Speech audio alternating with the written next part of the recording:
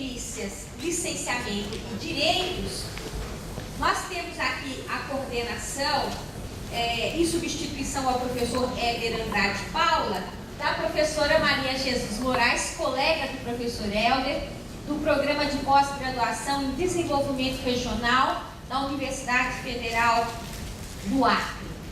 Como palestrantes, nós temos a professora Eliane Cantarino Odiller, da Universidade Federal Fluminense, a quem a gente chama para compor a mesa. Eliane.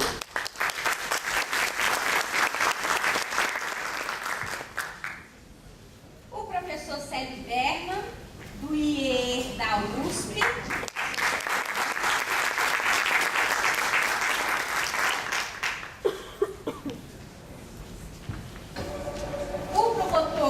Justiça do Ministério Público de São Paulo, Mário Augusto Vicente Malaquias.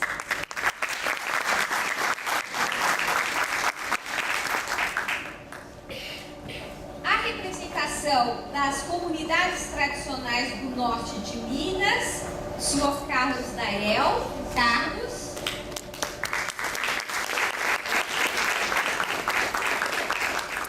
E como debatedora, a professora Andréa do Gesta UFMG. André.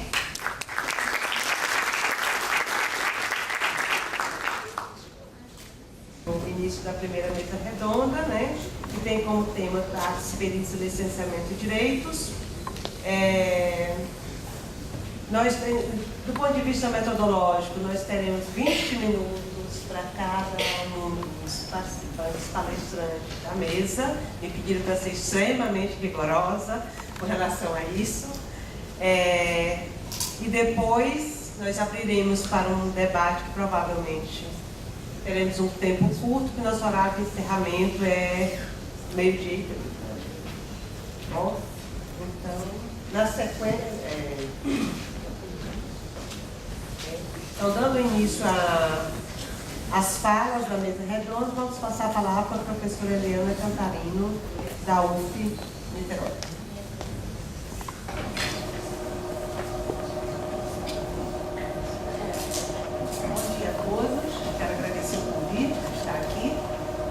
Outras arenas de unbox, como disse a Norma, né?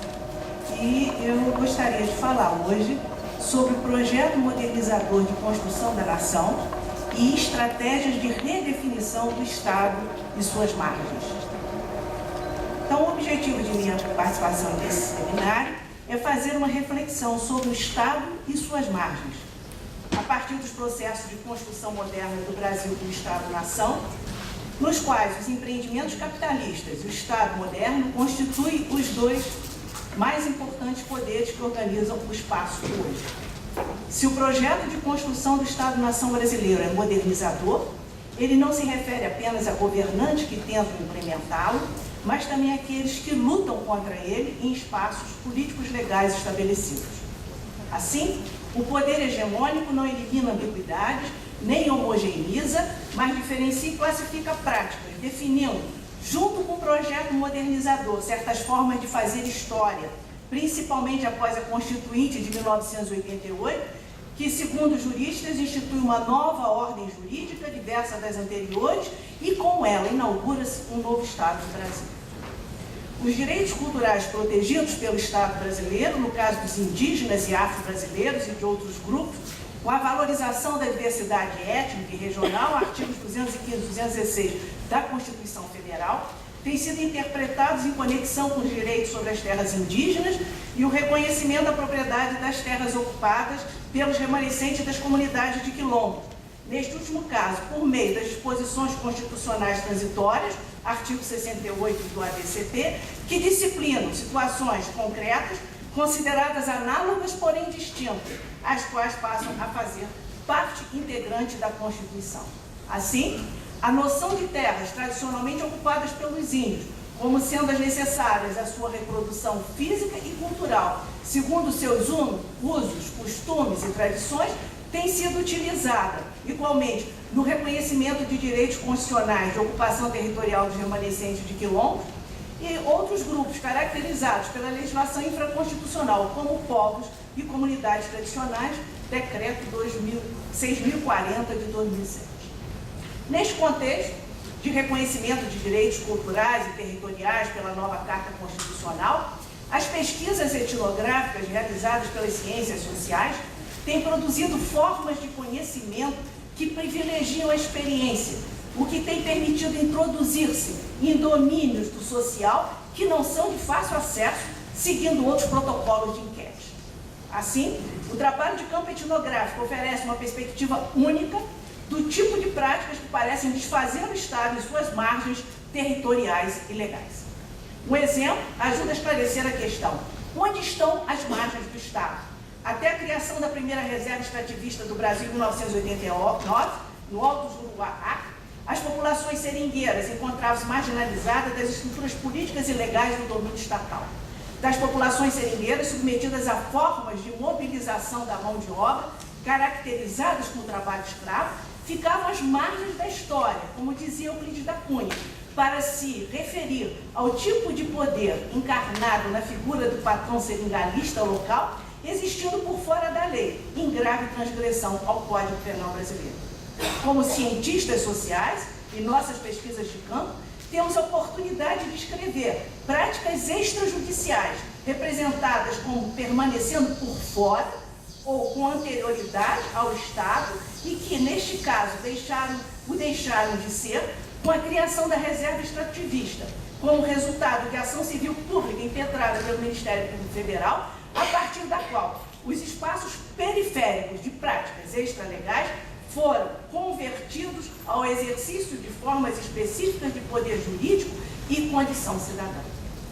Para responder à pergunta onde estão as margens do Estado, outra situação social pode ser apresentada a partir do caso já relatado no Seminário Nacional sobre Desenvolvimento e Conflitos Ambientais, realizado em 2008 na UFMG, sobre a invasão madeireira na área indígena Uaguajá, localizada na antiga reserva florestal do Gurupi. O cercamento dos antigos territórios de caça e coleta desse grupo indígena, ao longo de uma fronteira étnica e territorial, resultou em ações de disciplinamento de suas práticas culturais, segundo as diretrizes da FUNAI, visando transformá-los forçosamente em agricultores indígenas. Durante o trabalho de campo realizado em 2007, os Auá do Pim Juriti queixavam-se muito do enfermeiro do posto indígena porque solicitavam remédio para a dor e não eram atendidos, sendo-lhes dito que procurasse os remédios do mato, os quais sempre fizeram uso. Contudo, recorreram ao remédio dos brancos como uma cura dos males, causada por uma atividade física, por eles, desconhecida até a situação de contato, que ela foi recente, nos anos 90, pode ser relacionada às disposições corporais próprias para as atividades de caça, esgueirando-se na mata e na coleta de produtos vegetais. Assim, não suportam, sem sofrimento físico, o disciplinamento forçado a outras práticas corporais relacionadas ao trabalho de derrubada e queima da mata para o plantio dos roçados, o que exige igualmente um novo disciplinamento dos corpos. A noção de estado de natureza aplicada aos povos coletores caçadores, como os Auaguajá, discriminados por práticas sociais e culturais distintas, por vezes considerados como obstáculo ao desenvolvimento, parece justificar as ações de integração forçada, que podem ser caracterizadas como formas domésticas de genocídio cultural que assumem contemporaneamente os massacres do período colonial. Neste caso, a decisão de juiz federal no reconhecimento dos limites territoriais da área indígena Uaguajá, com a retirada dos invasores, pode representar igualmente o reconhecimento da diversidade cultural e de outras formas de uso e representação do espaço no âmbito do Estado brasileiro, segundo a Constituição Federal, que garante aos diversos grupos formadores da sociedade nacional os seus modos de criar, fazer e viver.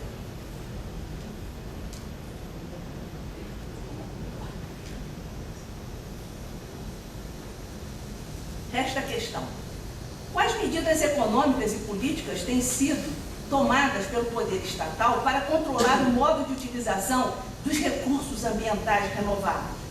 Os conflitos pela apropriação de recursos naturais renováveis levaram à utilização de instrumentos de intervenção do poder público, como os acordos de pesca na região amazônica e os termos de ajuste de conduta TACS, enquanto forma de controle do espaço. Quanto aos efeitos possíveis do uso desses instrumentos de acordo de gestão do território, podemos considerar que a pretensão do Estado, ao impor uma regulação ao conjunto dos atores sociais, é criar uma uniformização jurídica que regule os conflitos pela apropriação de recursos naturais renováveis como base de novas relações sociais. Esse projeto de uniformização e equalização do espaço, ao pressupor uma convergência de interesses entre as partes em jogo e a possibilidade de uma negociação coletiva, podem levar ao congelamento de um estado das relações de força a nível local que tem se caracterizado atualmente pela vulnerabilidade na reprodução sustentável das condições de uso e manejo dos recursos ambientais renováveis. Deve-se ressaltar, neste caso, o fraco conceito de negociação, como no caso da possibilidade de acordo entre interesses conflitantes que opõem os ribeirinhos a outros agentes econômicos no uso das terras e dos mananciais aquáticos na várzea do Baixo Amazonas. O conceito de negociação sugere um certo grau de conflitos de interesses dentro de um quadro de compreensão compartilhada, o que nos parece igualmente faltar entre empreendimentos capitalistas e modos de vida, organização social e padrões culturais distintos que caracterizam as chamadas populações tradicionais ou, conceitualmente, o chamado campesinato.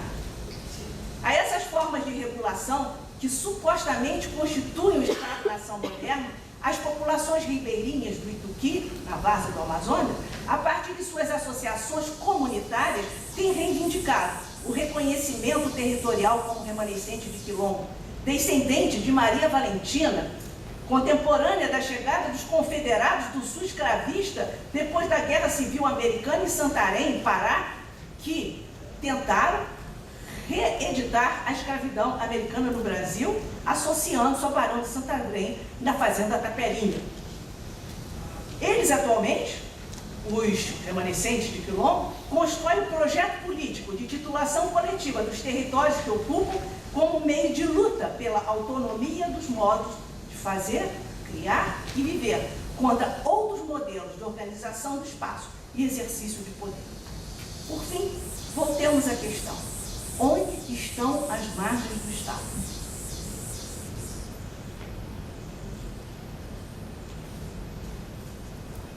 Até agora, temos definido as margens como periferias ou territórios nos quais o Estado deve ainda penetrar.